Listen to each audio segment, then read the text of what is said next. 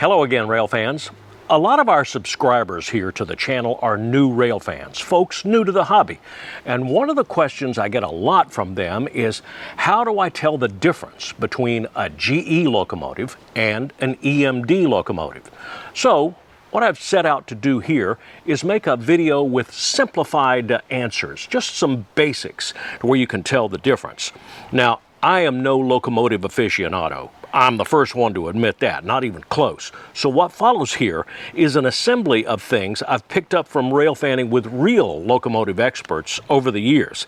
It's just the most basic details of how I tell one brand from another.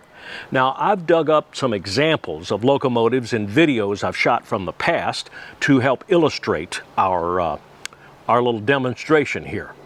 So let's go.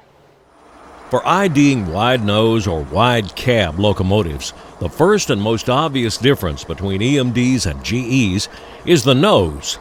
This BNSF General Electric model ES44DC has the typical GE nose. The top panels on the nose slope downward toward the rails for visibility. GE hasn't changed this nose design appreciably since 1993, when I saw it for the first time. Compare that with today's EMD nose. The center section is flat on top and the sides are notched out to allow visibility to the left and right. And take note of the front windows, teardrop shape to increase visibility down low. Now look at another CSX engine. We know it's a GE because of the smooth, sloped nose panels, rectangular windshields, hallmarks of the GE nose. On the lead unit, the numbers are above the windshield, but take note of the trailing unit, where the numbers are on it, and which side the front door is on. This AC44CW is still a GE, even though the numbers and door are in different places. Front door on this one is on the fireman's side, but still that same cab design. Both of these units are GEs. Now, I have to confess here, I don't have all these locomotive model numbers in my head, not even close. I get them either from the model numbers stenciled on the side of the cab or from the internet. One of my favorite resources for motive power information is the dieselshop.us. I also use rrpicturearchives.net and railpictures.net. These are both excellent sources of locomotive model information. And not only that, they have some excellent railfan photography in there, so check those out. Here's the way I know for sure which brand is which: the radiators at the rear of the engine. These are two GE locomotives. Note that canopy-style radiator on the back end of the roof on each engine. All of the modern GEs since the Dash 7 series in the late 1970s have had this wing look for their radiators. Over the years, this wing got bigger and bigger until you have what you see today.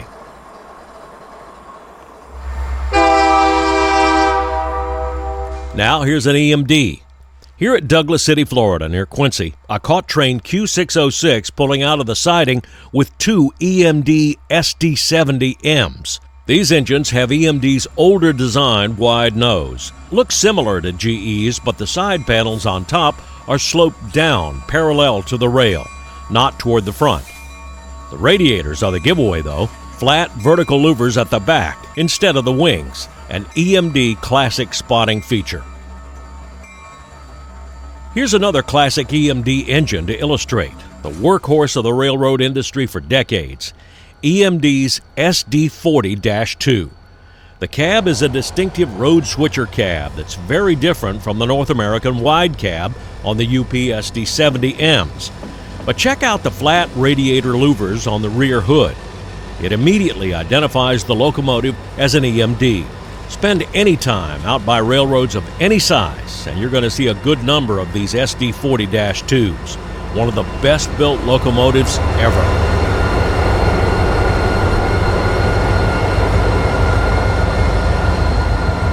Here's another EMD product you're likely to see a lot of, especially on local switchers. These are the 4-axle version of the EMD road switcher.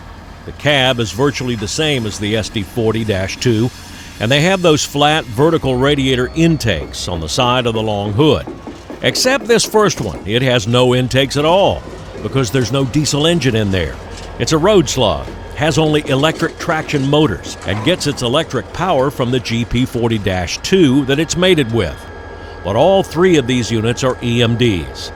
By the way, EMD stands for Electromotive Division. It was at one time a division of General Motors.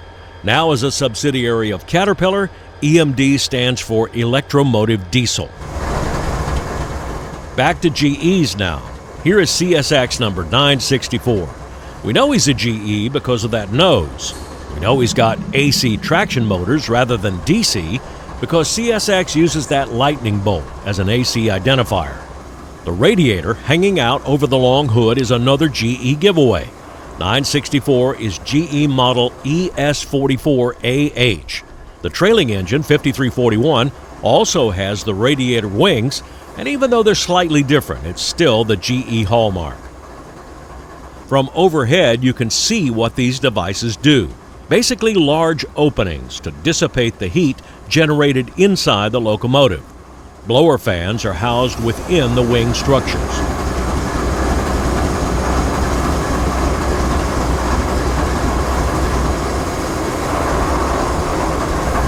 Now here's one that might confuse you. CSX model 8905 is a model ST70AH EMD. We know that instantly by the nose with the flat middle and notched out sides.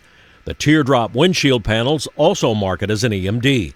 But look at that radiator on the long hood. That's different from the flat panel louvers we've been seeing on EMDs. It's closer to the GE pitched roof style radiator, except for one big difference.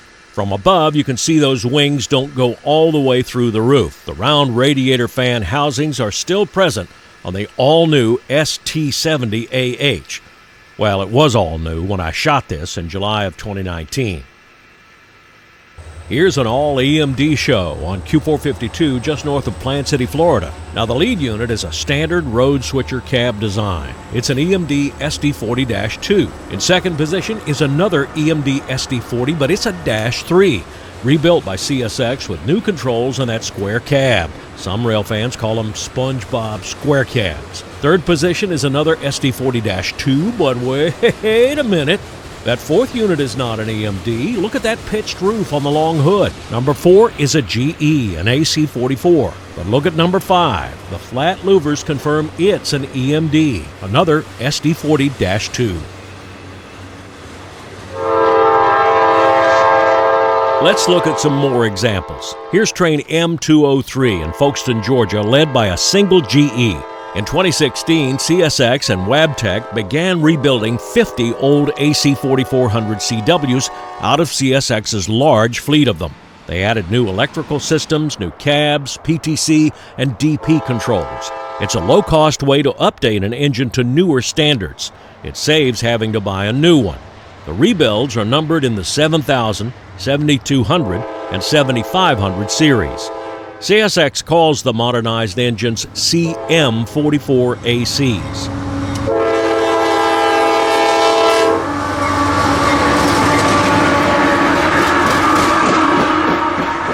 Up to now, all the standard cab locomotives we've looked at have been EMDs, but look at these, 2 standard cab GE-8s. The cab may look kind of like an EMD cab, but look at those radiator wings on the back. All GE, no doubt about it. These had all but disappeared from CSX until 2022 when they acquired Pan Am Railways. Pan Am had 23 standard cab C40-8s like these. And I guess CSX has got them now. Here's a side-by-side comparison of the 2 locomotive brands on one train. The lead unit is an EMD SD40M-2 owned by CEFX, an equipment leasing company. A standard EMD cab, but on the back end, flared radiator intakes. Now look at the 7493 trailing. Standard cab, but on the back end, GE radiator wings. Now here's a final exam for you. 4 locomotives leading Q453 at Baldwin. What are the makes of each of them in order? If you guessed GE, GE, EMD, and EMD, you got an A+. Now here's one more lash up for extra credit.